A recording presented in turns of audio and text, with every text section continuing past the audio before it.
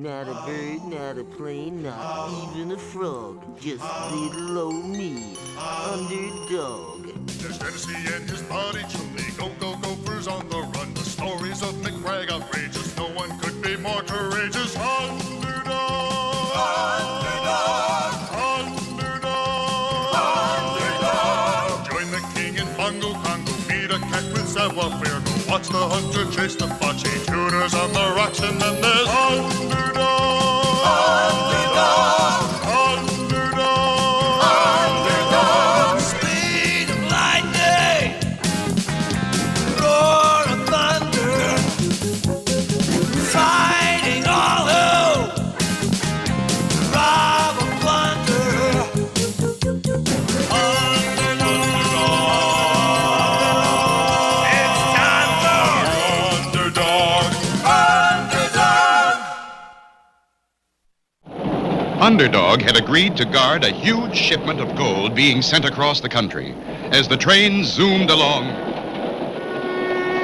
little did our hero realize that at that very moment, far away, That's right, Miss Polly. See, every one of these balloons has a record of your voice hollering help. We're gonna send you and them all up in the air at once. the notorious Riff Raff had set Sweet Polly afloat in a balloon, but the balloon had sprung a leak, and at this very moment was plunging dizzily to earth. Oh, help, underdog! Help!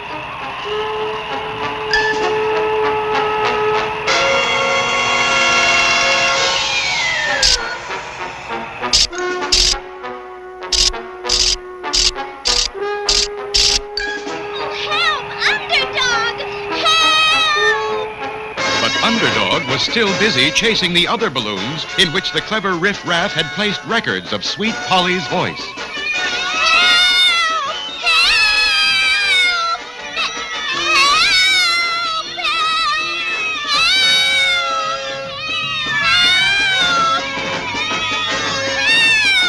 Bah! Hark! That sounds to me like a real cry. So to that spot I now will fly.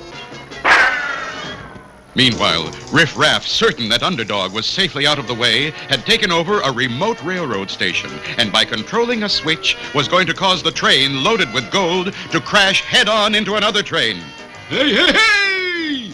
5 more minutes and crash. The gold will be ours.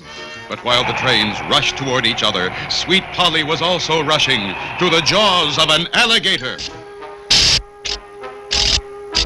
Oh, help!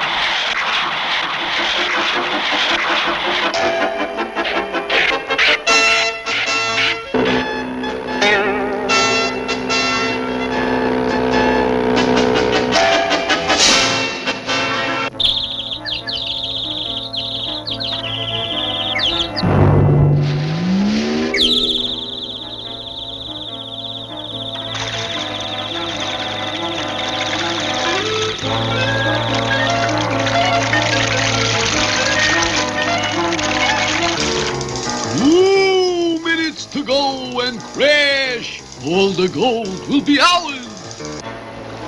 Underdog! Underdog!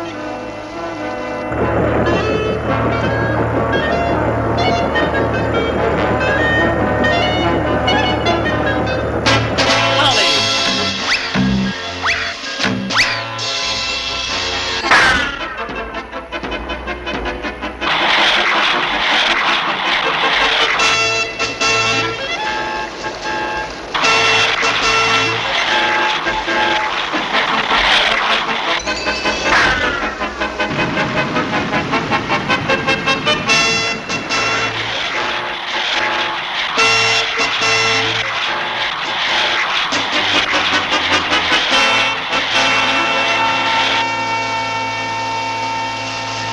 Oh, underdog, thank you, thank you.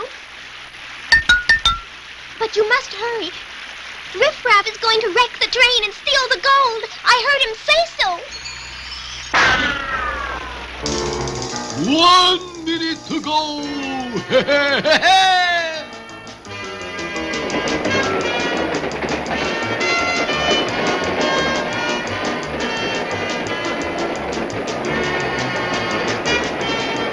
Will Underdog arrive in time to stop the wreck?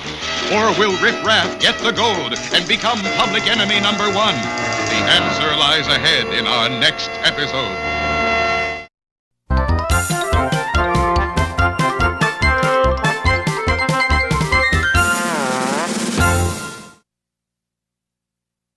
Oh, no. It's from my cousin Percy. And he says he's coming to visit us just 4 weeks from now. Gee, Tennessee, we got an extra bed. Don't you like your cousin? It isn't that. I'd be ashamed to have my cousin in a place like this. And we haven't got any money to fix it up. Don't worry, Tennessee. Maybe we'll find some money. Oh, sure. Maybe some money will just come up and knock at our door. Howdy, partners. Big Bill Bailey's the name. I hear tell you boys have a spare bed.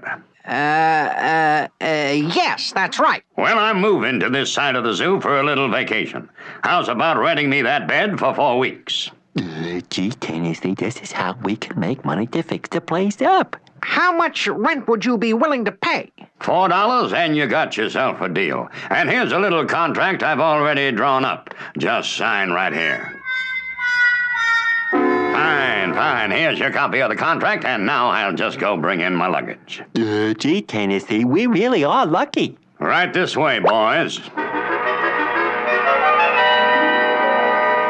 Hold it! Hold on there! You can't move all that luggage in here! Yo! Sure I can, partner. Just read the first paragraph of that contract you signed. Now, wait a minute. That's my bed. This is yours. Sorry, partner. You better read the second paragraph of that contract. It says I get my pick of the beds. Oh, boy, Tennessee. I think you should have read that contract before you signed it. Well, it's only for 4 weeks. Time to get up, Chumley. I'll just brush my teeth and wash up. Sorry, partner. Anyhow, I think you and your partner had better start cooking my breakfast. Your breakfast? Paragraph 4 of the contract says you cook for me. Here, Tennessee, you can start the eggs. You're a good egg cook, and That's it, partners, nice and neat. The contract says you have to keep the place that way. Just 4 more pair, partners. The contract says you have to keep all my shoes shined.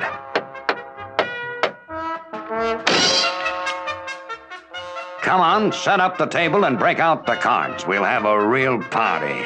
Oh, no. There's not enough room in here for all of us.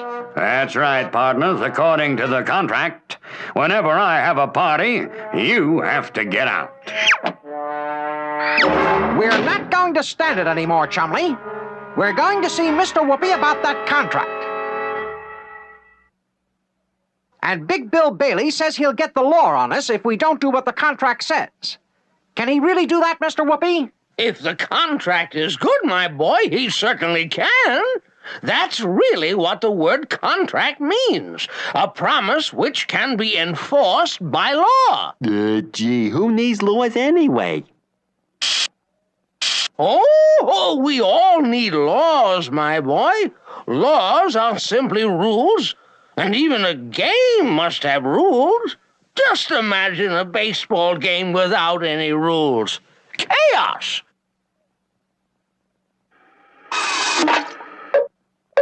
Without rules, there would be so many arguments the game would never end. And it's the same with life. There would be no end of trouble without laws. Sure, Mr. Whoopi. But who decides what the laws should be? Well, in ancient times, the rulers made the laws.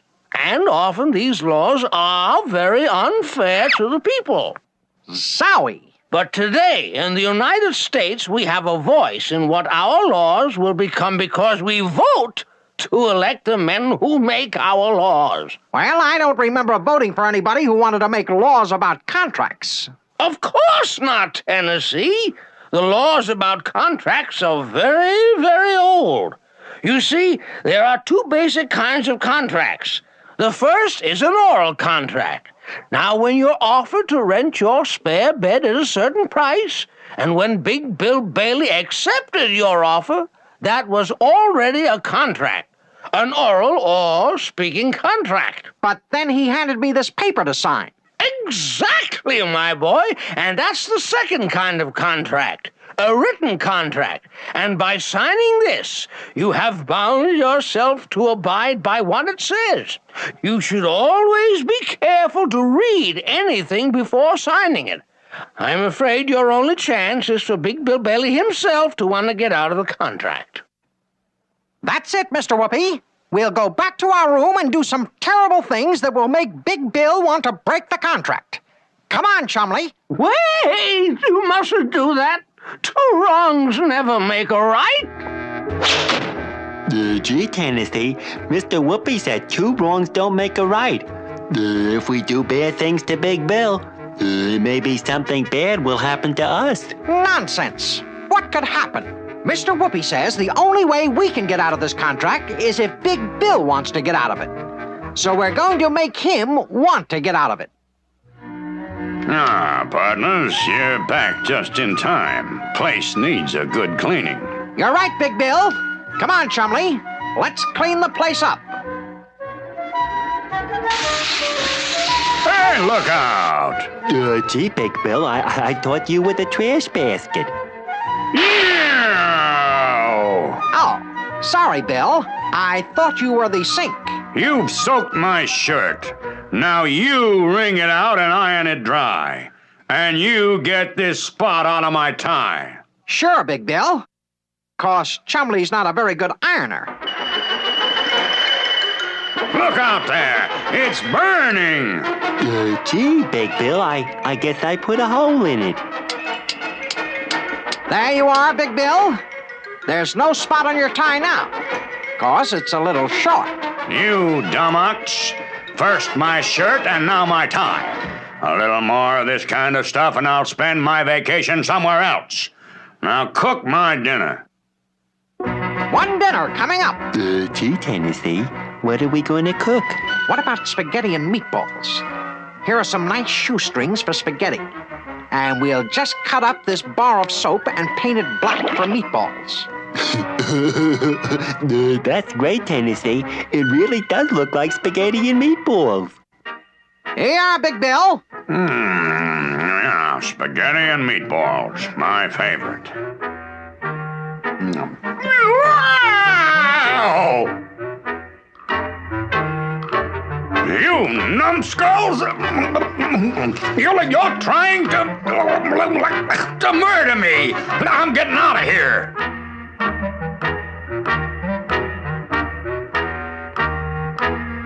Just 1 minute, Big Bill. That'll be $4 for 1 week's rent. Don't forget the contract. There! I never want to see this place again! Well, Chumley, at least we got $4, and it's enough to buy some paint to sparkle this place up a bit for my cousin Percy. Come on. Percy, I'd recognize you anywhere. You haven't changed a bit since we were kids. Howdy, partners. Great to see you. I'll just take this bed. Now, you can unpack my luggage now. There are a few things I want you to wash out and iron, so hop to it. I'm a little hungry, too, so you can start dinner while I take a little nap. Gee, I guess Mr. Whoopi was right. I know. Two wrongs don't make a right.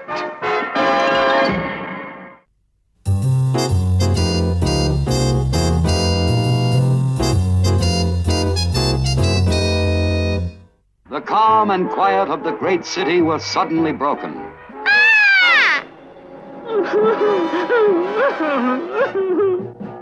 Help! I've been robbed! All across the city, someone was stealing chewing gum.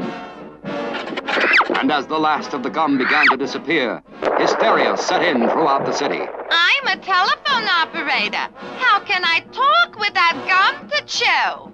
How can I have fun at the movies if there's no gum to stick under the seat? I'm a plumber. What am I going to use to plug up holes in the pipes? At police headquarters, Officer Flynn Flanagan had this to say. It's a sticky business, this.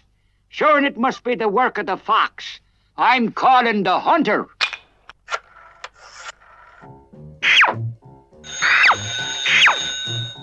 Hello, Hunter here. Have nose, will hunt. What's that? Chewing gum.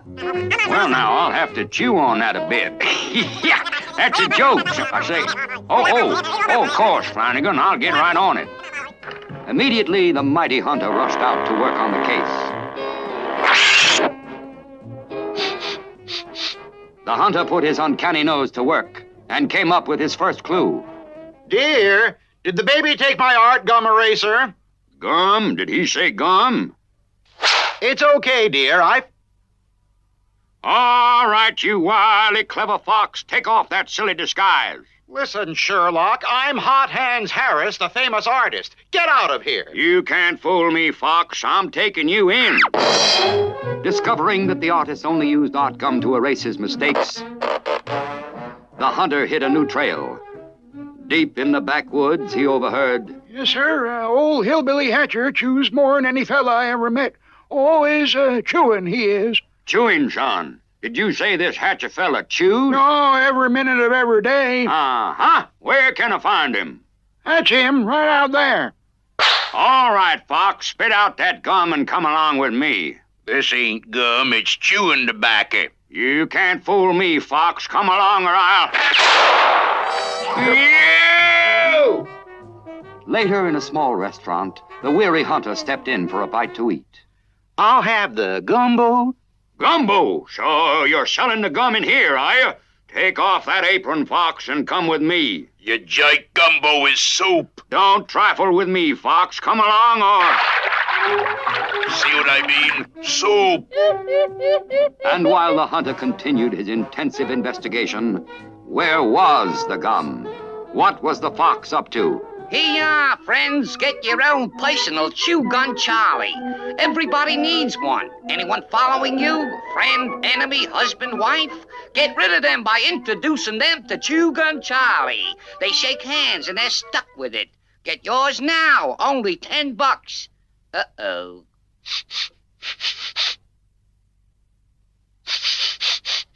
I say, fellas, any of you by chance seen the fox? Well, speak up. I'm the hunter on a big case. Don't gum up the works, fellas. Yeah, that's a joke.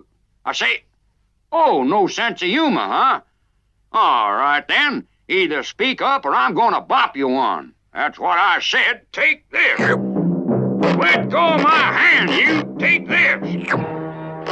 Why, you, I'll just...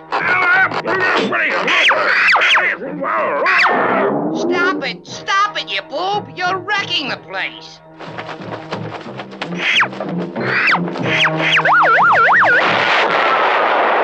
Hunter, so you've done it again. The fox and all the gum.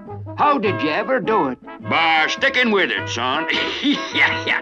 Those fellas didn't want to talk, but I just hauled off and gave them my old 1-2 like this. Let go there. I say let go. I'm going to have to get it. Oh, let go of me.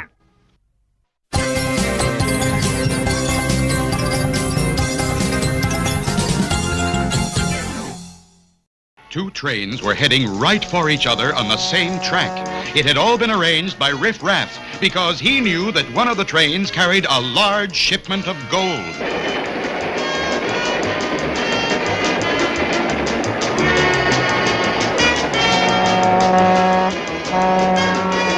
Will Underdog arrive in time to stop the wreck? Or will Riff Raff get the gold and become public enemy number one? Hey! One more minute, and those trains are going to crash. And then all the gold will be mine! Mine! Meanwhile, back on the rock, Sweet Polly was telling Underdog about Riff's plan.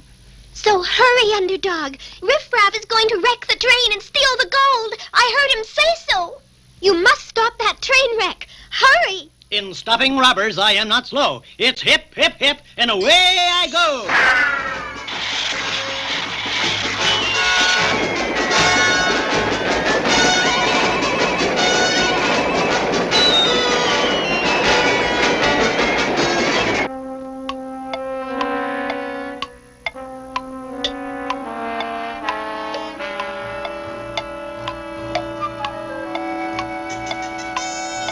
15 seconds to go.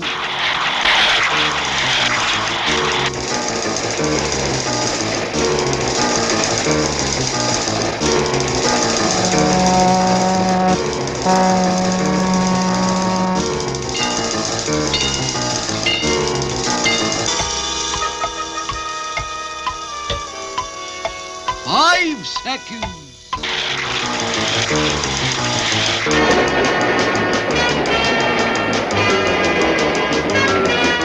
One, three, two.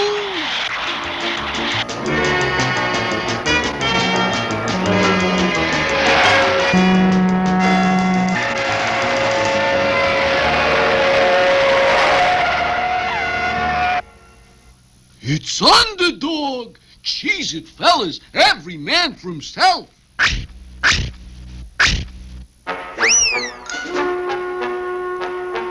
Don't worry, folks. They won't get far. Come out, wherever you are. Come out, wherever you are.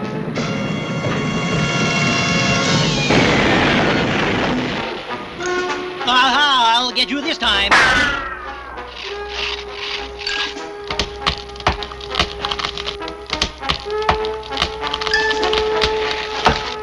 Come out, wherever you are. Aha, I see you ducking into the roundhouse.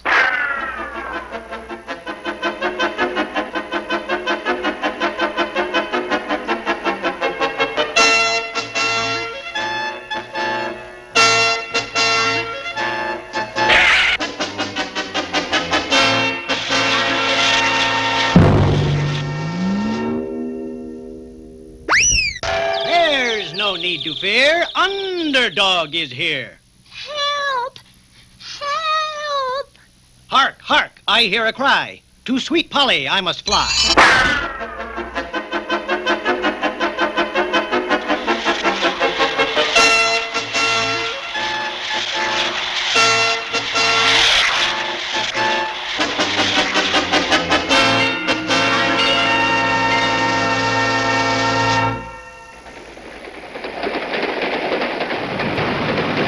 Look, over the train. It's a plane. It's a bird. It's a frog! A frog? Not plane, nor bird, nor even frog. It's just little old me.